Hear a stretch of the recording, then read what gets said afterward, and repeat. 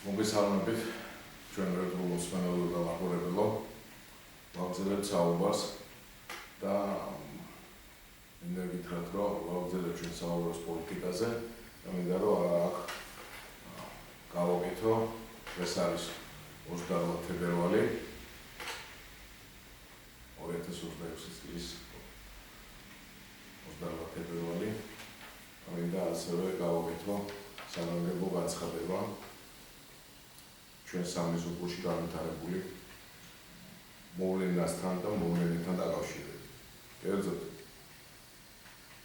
ამერიკის შეერთებულმა შტატებმა ისრაელის სახელმწიფოსთან ერთად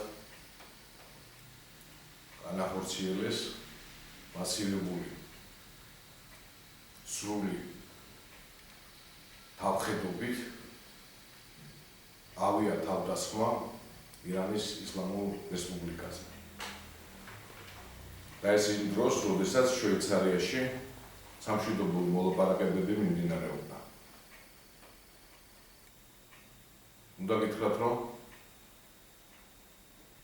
ეს არის მუხანათური ნაბიჯი ამერიკის შეერთებული შტატების და ისრაელის სახელმწიფოს მხრიდან, რომელ მუხანათობასაც არ ემგზის ჰქონია ადგილი ზოგადად ისტორიის მანძილზე, ჩვენი უახლოესი ისტორიის მანძილზე. მაგრამ ეს თავხედული, ყოველგვარი ადამიანის ზნეობრივ ჩარჩოებს მოკლებული ნაბიჯი, რომელიც ასევე ცდება საერთაშორისო სამართლის ნორმებს და არგოს ზოგადად მიღებულ იმ პრინციპებს და იმ დებულებებს, რითაც დღევანდელი კაცობრიობა ასე თუ ისე მშვიდობიანად ვარსებობთ, თანავარსებობთ, არსებობის ეს პრინციპი არსებობს, მაგრამ ამ პრინციპს მუდმივ არღვევს ეს ორი მართლაც ტერორისტული პირდაპირ ვიტყვი სახელმწიფო თავისი არსით.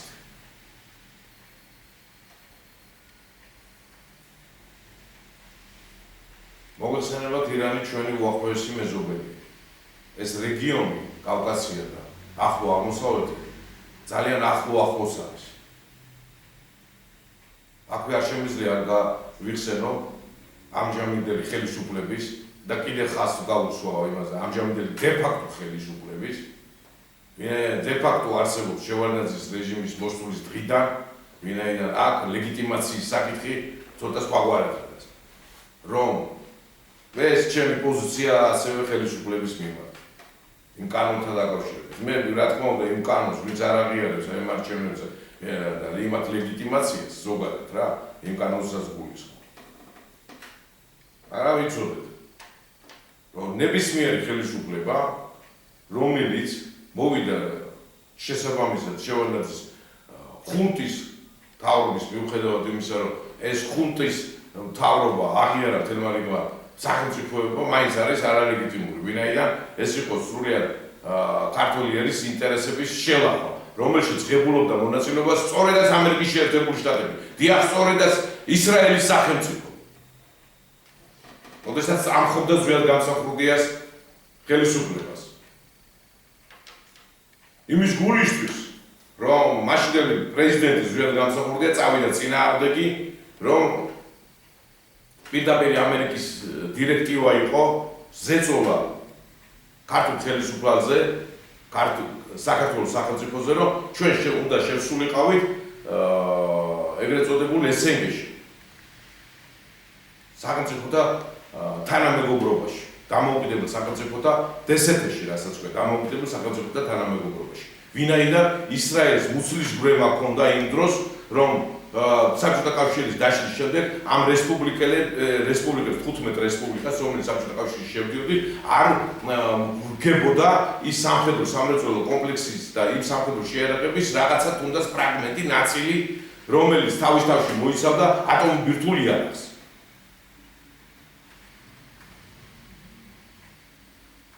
თანაც შორსმიმავალი მიზნები ჰქონდა ამერიკის შეერთებულ შტატებს, ისრაელის სახელმწიფოს და ბრიტანეთის იმპერიას იმასთან დაკავშირებით, რომ რუსეთის ფედერაციის დაშლის შემთხვევაში აუცილებლად რუსეთის ფედერაციის დაშლის უმთავრესი გასაღები იყო კავკასია და კავკასიის საქართველო.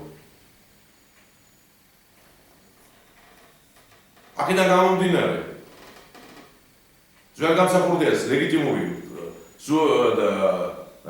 ხელისუფლების დამხობა ეს იყო ამერიკის შეერთებული შტატების გადაწყვეტილება უბრალოდ ისრაელის სახელმწიფოს შეკვეთით რომელშიც უშუალოდ ლომისილი ასევე მიიღო ბრიტანეთის იმპერია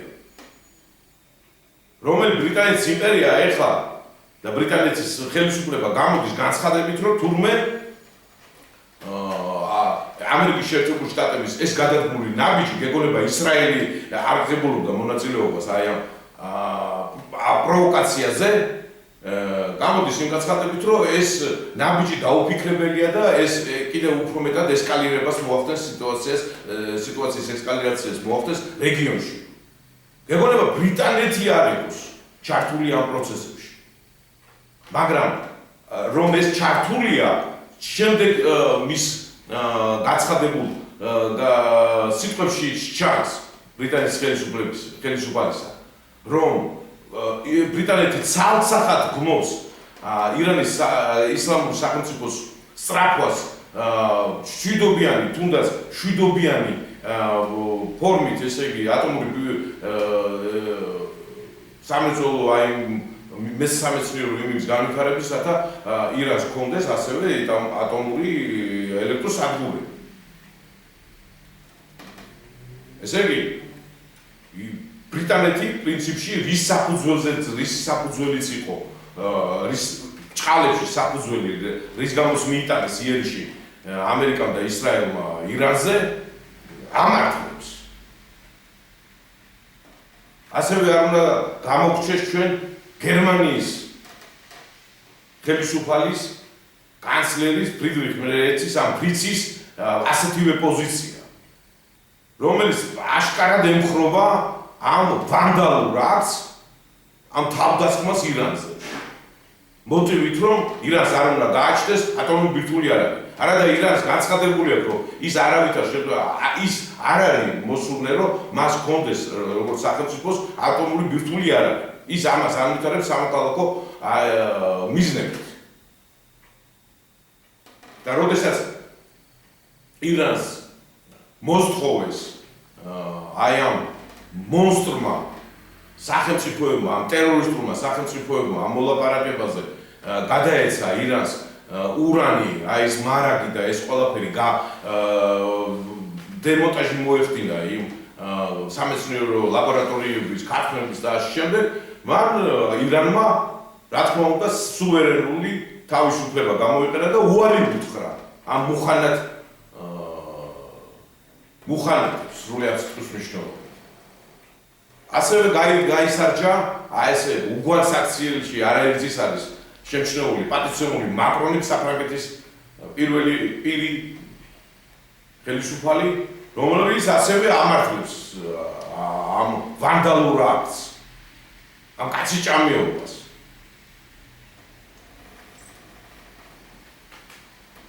ბრიტანეთს თუ დაუბრუნდები ბრიტანეთმა ზუსტად რომ ბრიტანეთი არის აქ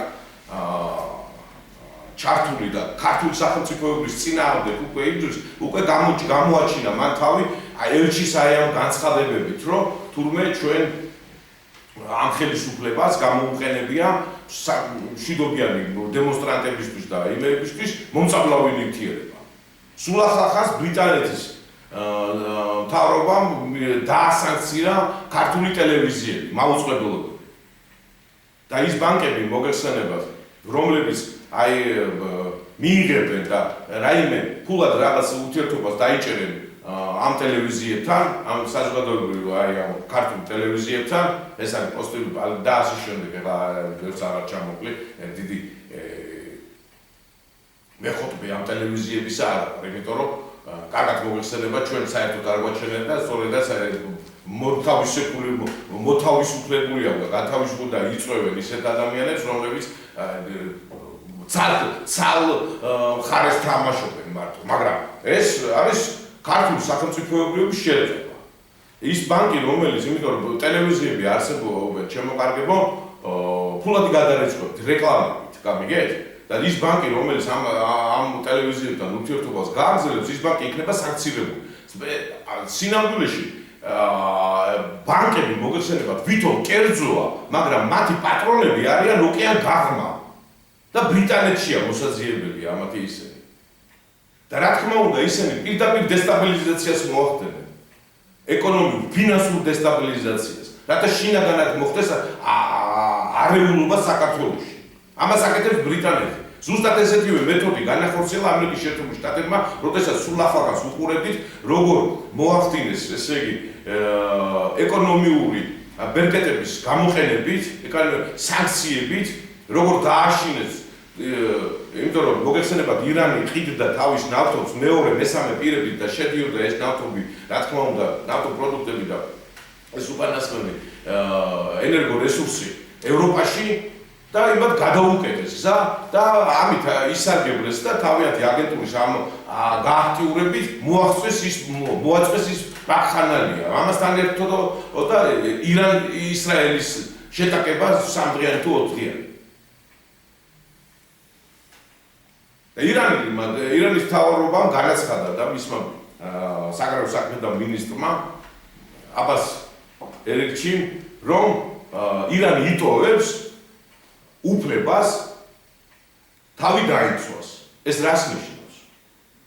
იმ რომელ ტერიტორიებიდანაც იქნა განხორციელებული ავიათავდასხმები, არადა ეს ტერიტორიებია მოგეხსენებათ არაბული სამყარო, მთელი არაბული ნახევარკუნძული, კუვეიტი, ბაჰრეინი, გაერთიანებული არაბების ემირატები, საუდის არაბეთი, იორდანია, ამ ტერიტორიებიდან განხორციელებული, რომელ ტერიტორიებზეც ამერიკის სამხედრო საზღვაო ბაზებია და საავიაციო ბაზებია, ირანმა საპასუხო დარტყმებით უპასუხა. არ დააპოვნა ირანს. ეს ახლა ჩვენთვის ვითი არის საფრთხე. და იმიტომ რომ ჩვენ ვართ პირდაპირ მეზობლები ირანის. მეორეც, ვახსენე ხელისუფლების პოზიცია და დადებითი ნაბიჯები ამ კუთხით, რომ საქართველოს ჩვენმა ამ შემთხვევაში ამ დე-ფაქტო მთავრობამ მეოთხე ბრიგადაზე არსებული ავიაციის მოგეხსენებათ თვითმფრინავები, სამხედრო ავიაციები იქ ჯდებოდა, გააუქმა იქ ეს სამხედრო ნაწილი, გააუქმა აეროპორტი და დაიწყო მშენებლობები. რატო? იმიტომ რომ უარი უთხრა ამერიკის შეერთებულ შტატებს და ზოგადად კოლექტიურ დასავლეთს აი ამ ავანტურაში მონაწილეობაზე უარი თქვა მარტივად. აი ამას ვეპატიოს ბრიტანეთი ქართულ მთავრობას, ზოგადად აი ჩვენ მთავრობას, ქართულ მხარეს. ეს იყო ძალიან კარგი გადადგმული ნაბიჯი ქართულ სახელმწიფოებრიობის. თვის და სიმტკიცისთვის. ბრიტანეთი არ ჩერდება. ბრიტანეთი კიდე გავახსენებ ჩვენ მსმენელებს და მაყურებლებს, რომ 1918 წელს ოკუპანტი ქვეყანა იყო და სახელმწიფო იმპერია გახდა. მან მთელი ბათუმის ოლქია, ეგრეთ წოდებული, მაშინ ბათუმის ოლქად მოიქცევა და მოწყვიტა ქართული ერთიან სივრცეს, რა ქვია, აჭარა. ისარგებლა პირველ მსოფლიო ომის დროს პერიპეტიებით. თურქეთმა წაგვართვა მიერთებული საქართველოსთვის მიერთებული ტაოკლარჯეთი. და ამ ბრიტანეთმა კიდევ მთლიანი აჭარა წაგვართვა. ბრიტანეთის ემისრების სპეცსამსახურის თანამშრომლები იყვნენ სწორედ 19 საუკუნეში, როდესაც ირანს აკეზებდნენ ისევ საქართველოს წინააღმდეგ. რომლის დროსაც გრიბოედოვი რუსი ელჩი და დიპლომატი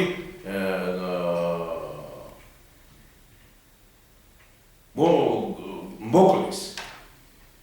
და აი ამ პერიოდში, სწორედაც აი ამ ბრიტანულმა სპეცსამსახურმა დაწერა მთელი ჭალებში სამეცნიერო გამოაქვეყნა ევროპაში მაშინდელ ჟურნალებში, გაზეთებში, რომ აფხაზი თურმე არ არის ქართველი. ეხლა არაბებსაც მოუბრუნდები. მთელი არაბული წყაროები მოგეხსენებათ არაბები შემოვიდნენ და მურვარყურუს პერიოდში. ამ მურვარყურუს პერიოდში იმ მაშინდელი არაბი ჟამთამწერლები წერენ სწორედაც აფხაზეთზე, რომ ეს არის ეთნიკურად საქართველო და ქართველები არიან.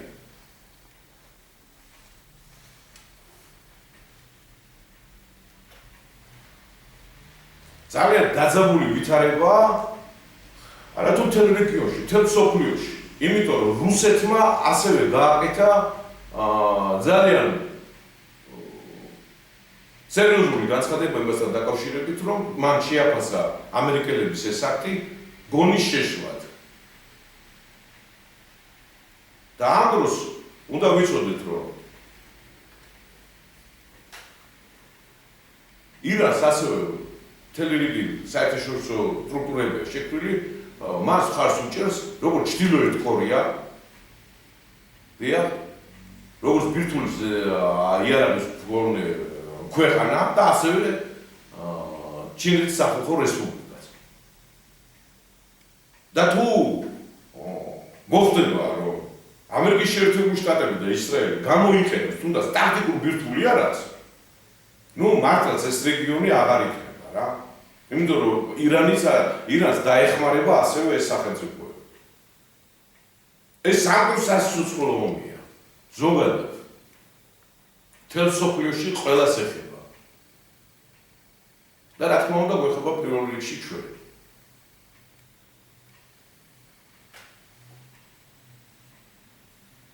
ჩვენ რეალურად უნდა დავგმოთ ეს მუხანათური აქტი ამერიკის შეერთებული შტატების მხრიდან განხორციელებული ისრაელთან ერთად.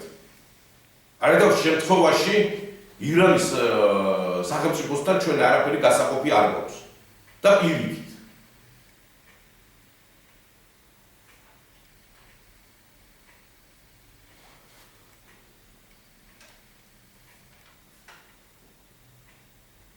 ძალიან რთულია ეხლა ამ რეგიონში იმის წარმოდგენა, რა შეიძლება მოხდეს.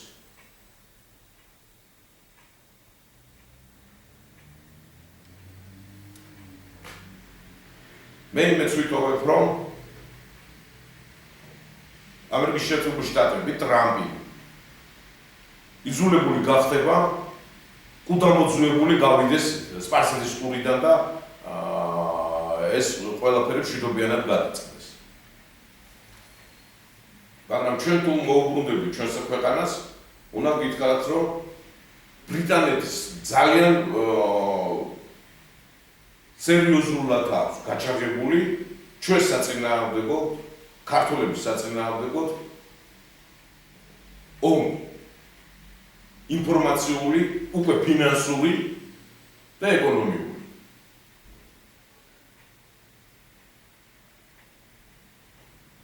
თარობას მოუწოდებ, რომ შესაბამისად იმოქმედონ და შესაბამისად მოთხოვონ პასუხი ბრიტანეთის წევრებს და ბრიტანეთის მთავრობას.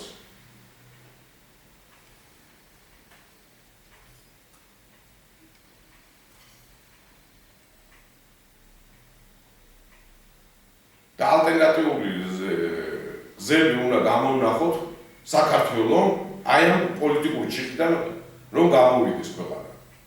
და ეს ალტერნატიული გზა არის, კარგად მოგვეხსენება ჩვენ ზედმოწმენდეს და მაყურებელს, რომ ეს არის გამოსავალი, პოლიტიკური გამოსავალი ნეიტრალიტეტში, განსაკუთრებულ სტატუსით.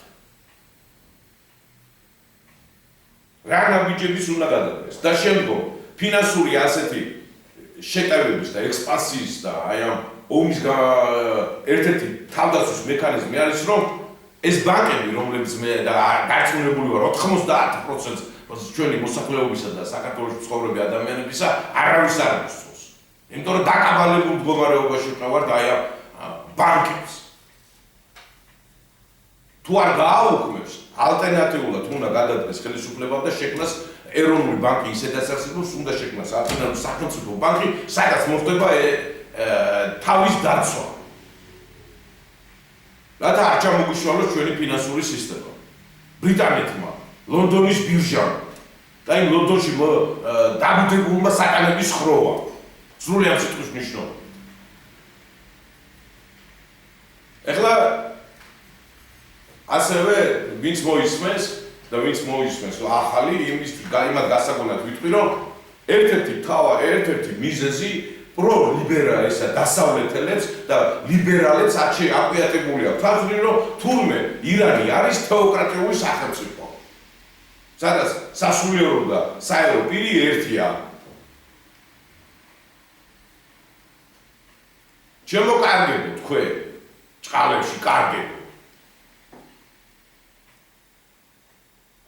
ბრიტანეთის თეოკრატიული წესწყობილებაა.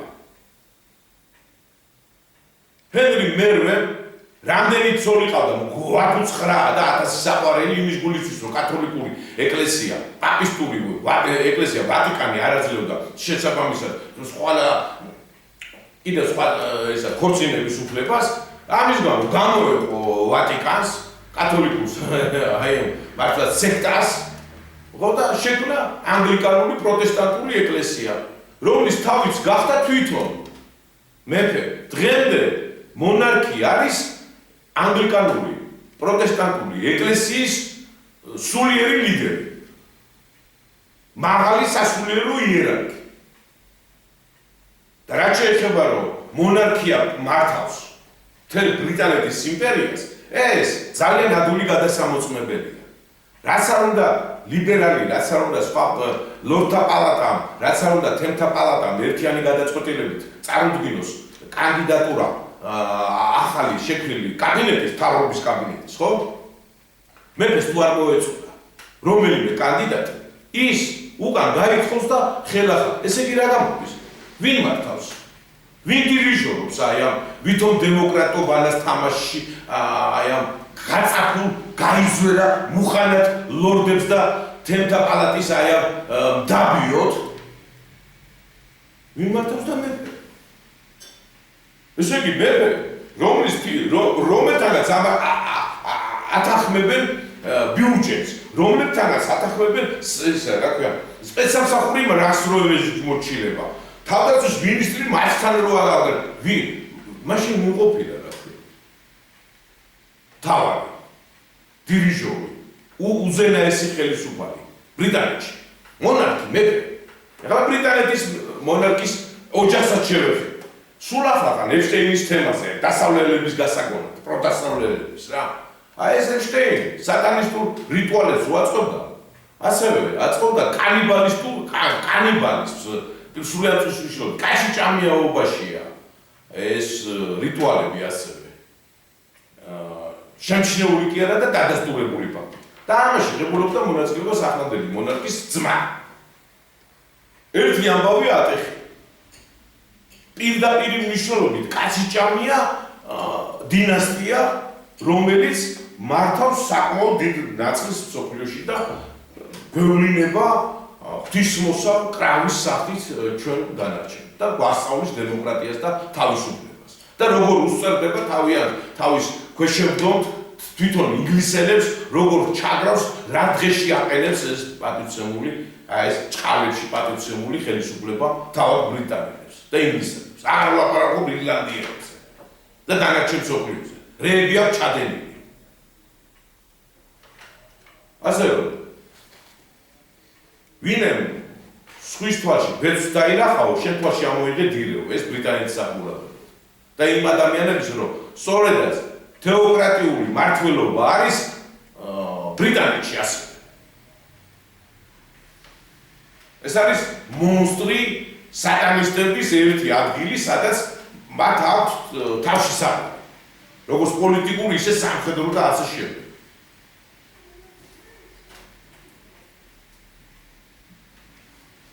მიკროფ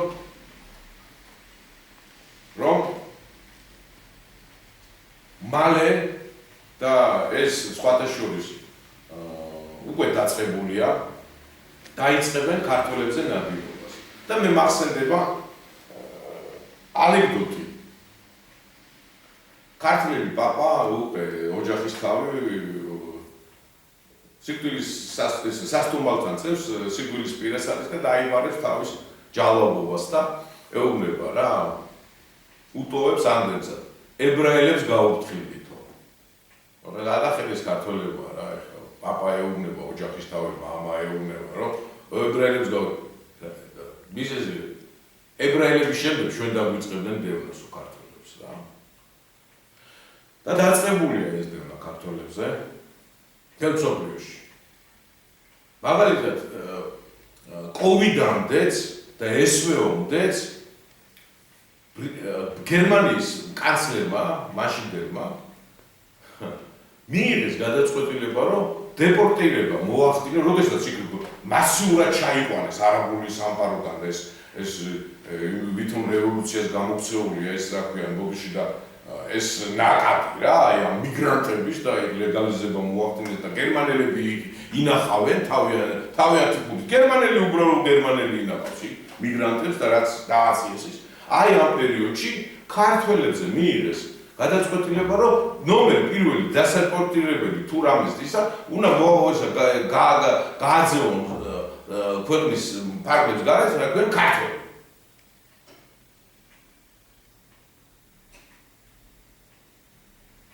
ამიტომ ეს დევნა უკვე ქართველებზე კარგა ხანია დაწყებული. ამას უბრალოდ ქართველი არ უყურებს, იმიტომ რომ იქ ეხლა სამუშაოს ეწევს, იქ რაღაცას ვითომ მიაღწია და ასე შემდეგ. ერთადერთი გადასარჩენია და როგორც იყვნენ ნავსაყუდელი ქართველის ისე საქართველოა. და მთავრობაც უნდა მოემზადოს იმისთვის, რომ მიგრანტები რო ჩამოყავს აქ ინდუსები, ინდოელები, არაბები, ეს რა არის, იცით? რა გიქს მაგალითად ეხლა მე არავის იმის ამ სტატისტიკის არ ამჯერა, რომ 3.900.000 კაცი ვარ მოსახლეობა თურმე. და ამ 3.900.000 მოსახლეობაში თურმე 257.000 კაცი არის მიგრანტი. და აქედა თურმე არაბი არის 0.6%.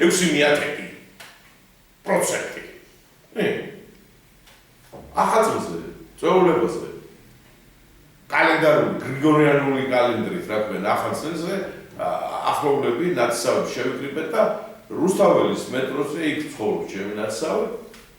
ღამე იქიდან დავშვიდობე, მე მართლა გითხრა არ მიყვარს ხოლმე ეს ცხოვრებებს, მაგრამ ნათესავებში ვიკრიბებოდით და ახლობლები ვიკრიბებოდით. და ვიყავი და რაღაც სადაც 2:09-ზე 2 საათისვისკენ გამოვიმშვიდობე ჩემს ახლობლებს და წარმოვედი რუსთაველის მეტროში ჩავედი. და იქვე უნდა გამართულიყო კონცერტი რესპუბლიკის მოედანზე. რო გადავხედე იქ.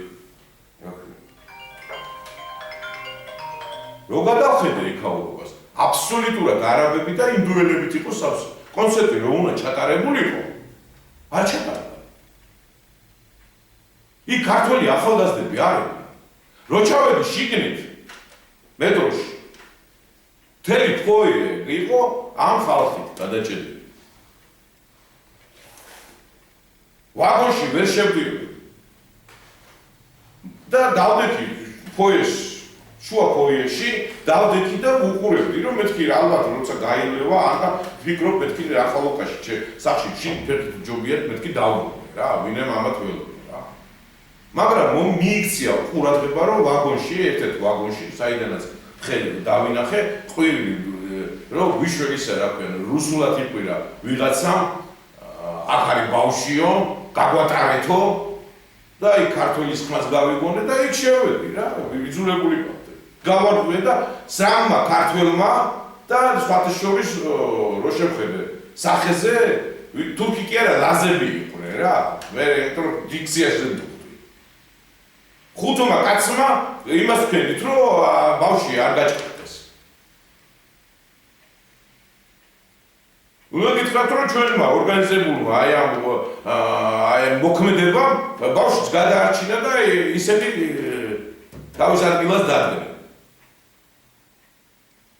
ბანკოს პოლიცია უნდა ყოფილიყო ძალიან ბევრი იქ, იმიტომ რომ არ იცავდნენ არანაირ წეს. ხალხს არ აძლევდნენ გამოსვლის უფლებას და აბატია და როგორც საქონელი ისე იქცევა.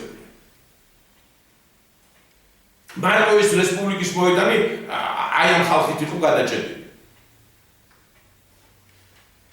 აი ეს თქვენი სტატისტიკა. იმედია რომ მთავრობა ყურადღებას ეხლა ამ შემთხვევაში. კიდევ ვიმეორებ, დე-ფაქტო მთავრობა ყურადღებას ამ უკანასკნელს და გააგრძელებს იმ აღებულ გეს, რასაც ნაბიჯ დგას, რასაც ქვეყნის ნამდვილი ჭეშმარიტი სუვერენიტეტი, დამოუკიდებლობა გვქონდა. მაგალითად,